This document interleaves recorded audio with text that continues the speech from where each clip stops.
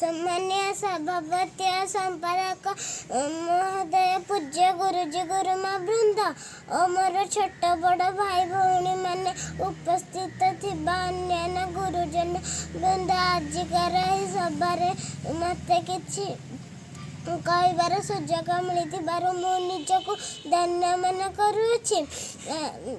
आज हूँ विवेकानंद जन्मदिन अटे। नाम अनुसार आम विद्यालय नाम विवेकानंद शिक्षा केन्द्र रखा जायछि। मुझे विद्यालय पाठ पढ़ी निज गर्व और गौरव मन करे।